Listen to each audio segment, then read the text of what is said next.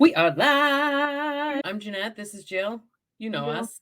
We're doing a little free training today. So let's get right into it. We're going to start out with a tech. One of the things that I think that works really well for both Jeanette and I is the simpler the better. And it really works because you have less stuff to keep track of. And if you have started out in any type of affiliate marketing, there's a lot of stuff that people recommend and having all these different programs. And we did all that in the very beginning. We did all the sales funnels, we did all the connecting everything and all this stuff. And now I think both of us use a very basic system.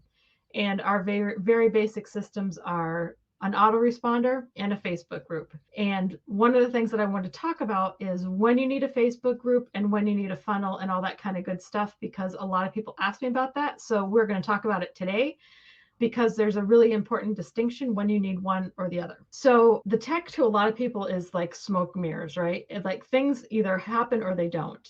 And it's the same as when it comes to trying to set up your autoresponder. The hardest part about the autoresponder is really getting your DNS settings ready. And what that means is that when you get an autoresponder and when you are setting up your business, the two things that you need is an autoresponder and a domain. And the reason why you need both of them is your domain is actually what's going to give you a professional email. And the reason you want a professional email is because you want to end up in somebody's inbox. And the end of it is that if you get a Gmail account, chances are you're going to end up in somebody's spam folder. It's really how it is. And I don't know if you guys have gotten any emails. If you signed up for anybody's programs and some of them have come through a Gmail, you know that they end up in your spam folder. So going that way from the very beginning is like almost like you're going to end up there and people aren't going to see your emails and you're not going to have as much success because you're going to never be seen. So what the domain gets for you is a professional email address. And that's really the only piece of that domain that you need. There are other things that we can do that will actually, you can use your domain, but the end all be all is that really what you want is your professional email. Because if the only two things you wanted to do was an autoresponder and send somebody an email, those are the two things you need. That's about as basic tech as you can get, just having those two systems. And that's really, we can talk you through the rest, but that's really, if you wanted to go bare minimum, that's it for tech. And the hardest part about those two pieces of tech is getting them connected. And all that is a DNS entry. And that is one of the things that I'm not going to go through it today because we have so much to cover, but it is something that I can show you the basics and you would be able to probably go and do it and even give you a walkthrough. The tech stuff is the one thing that's really great about the tech stuff, though, is that once you get it done and set up, it is done. It's finished. You move on. You don't really have to go back and deal with any of that stuff. And I think a lot of people get hung up on that, on the tech, and they don't never make it through the tech and they're already giving up because they can't deal with the tech, when the biggest part of it is once you're through it, you're finished with it. And that's not the hardest part. It's not the hardest part of this whole business, getting everything set up. The hard part actually comes after. However, the tech part, I think, is the most frustrating part, but it's not the hardest part. Yeah. And a lot of people don't know that, though, when they're getting into it. And once it's done, and there's one really big distinction between how we run our business and how other people run their businesses, and that is whether or not you have a sales funnel or not. A lot of the programs out there recommend that you sign up for a sales funnel right away. And to me, that decision comes down to what type of business you're going to have. There are two different types of businesses when it comes to affiliate marketing. There's low ticket and there's high ticket affiliate marketing. Let me try to explain when you would have one over the other. And if I was going to tell you to do something in the very beginning, I would highly suggest considering a high ticket.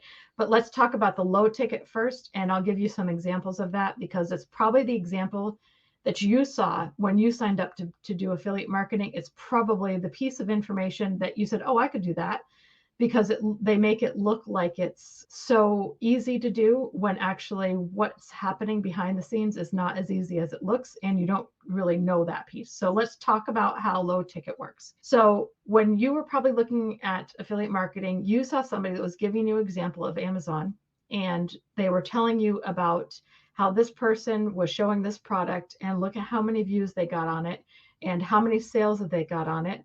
And even if out of all the million views, if the smallest percentage of people bought that product, how much money they would make. And to me, that is a clickbaity kind of a video, because what frustrates me about that particular example is that they are making it look so easy when the hard part is not about what's going on the screen, but the hard part is actually how do you get the audience that's that big?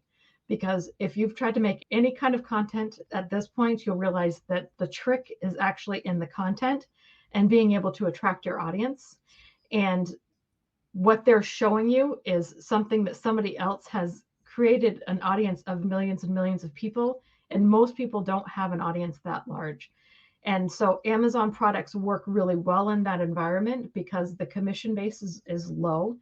So if you have, and it doesn't matter, I'm using Amazon as an example, but we're talking about any type of a commodity type of item like Amazon or Target or Walmart, all of their commissions base are usually between 4 and 8%. And so you have to sell a lot of product to make a reasonable amount of money.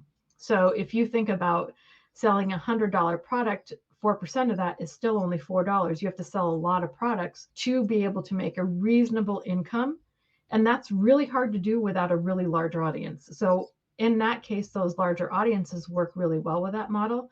But as a beginner affiliate, that takes you a long time to get up to an audience of that size. So that large audience in that whole scenario is the magic in the model, where new affiliates don't have that magic yet. So for people that are just starting out, if you have a high ticket, you can drive actually less traffic, which usually works better with a smaller audience, to products where the commission is at a different rate than a 4%, where it might be at a 50%.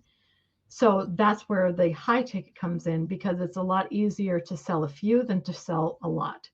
So if you're working on a high ticket type of product that's $1,000 and the commission is 50%, you can see where it's a lot easier to make a reasonable income using a high ticket than it is to use a low ticket, because you don't need to have as much traffic coming through your system to be able to make an income that would actually make an impact on your life. So that's where the high ticket portion comes in, and that's where the decision comes for your back office. And the reason that's a decision is if you're thinking about those two different business models and how they differ from each other, one of them is you're just putting a lot of people through the same system that are coming through like your sales funnel and going to Amazon, Target, Walmart, whatever store on the other end you want to name. And so you're putting a lot of people through your sales funnel. And really, for the volume, that's the only way you can do it, is by using a sales funnel. Whereas in a high ticket, you have a much lower volume, but you're going to have a lot more questions, and you're going to have a lot more people that need support, and a lot more people that probably is going to need your help making it through and being successful. One of them, you don't really want the contact, where the other one, it's almost a necessary thing to help people along and be successful in the business. So having a sales funnel in a low ticket makes sense. Having a sales funnel in a high ticket doesn't always make sense, because you want them to be able to have access to you so that you can help them through the process. So deciding what type of business you want is going to also push what types of technologies you're going to need in your business. And that's where your decision is going to come from. So if you're going the high ticket, which I highly suggest as a new affiliate, then you don't really necessarily need the sales funnel. And I would suggest that you don't use one, because it's just an added layer of complication that when you're first starting out and trying to learn so many different things, it's one thing that you just don't need. But if you're going the low ticket, then it's something you do absolutely have to actually, because you don't want to, if you're doing Amazon products, you don't want to talk to every person that comes through yours about whatever book you're talking about or whatever insert commodity item here you're talking about. So it really comes down to what type of business you're setting up. And that doesn't mean that you're not going to have a reason to have both of those, because I'm sure that Jeanette has them too, that you end up having a group of products. And so you probably will have some things from Amazon that you might recommend, but your main product is your high ticket. And so that still means that you still only want to have a Facebook group, and it's a lot easier to manage, honestly. So cutting down on your tech and really getting smart on actually what you need is really important from the get-go, because it's going to save yourself a lot of headaches. I know it would have saved me a boatload of them, and I actually have an IT background, so tackling some of these wasn't as probably challenging for me as it was for some people that come into it and don't know anything about domains.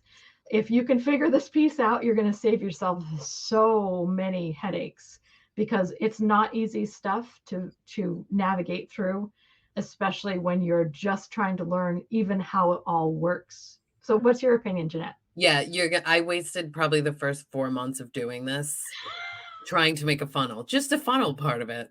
Mhm. And then I spent so much extra time just perfecting the funnel or having the right background or I changing fonts. Like no one cares. No, you really don't need any of that. And when I stopped focusing on that and started focusing on just getting the easy stuff down, getting the email autoresponder up and creating my Facebook group and creating a community, that's when this business really started to change for me.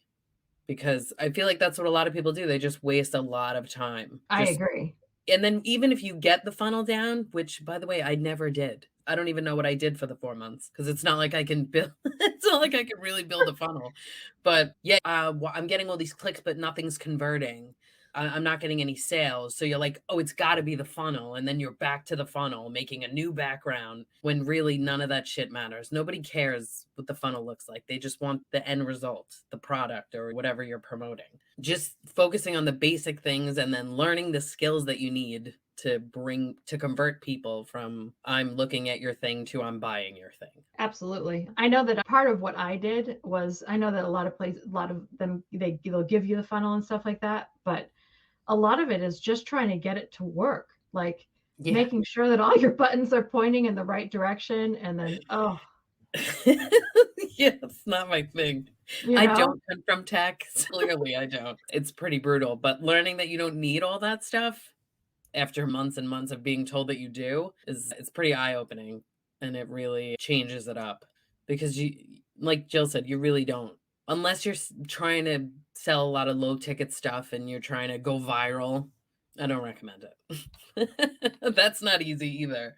I'm not sure that, but it is fun when you first go viral too. But that was a good actually, because we're talking about content next. So Yeah. this is actually a really good one. But Yeah. going viral too has its pluses and minuses when it comes to like what is happening in your business. Yeah. I haven't actually I've only had one that did really well. I've never gone viral, but I've only had one that really did really well. And it's eye-opening because I think when you're first starting out, you're looking for that to happen. And then you realize maybe that's not really what I wanted to have happen.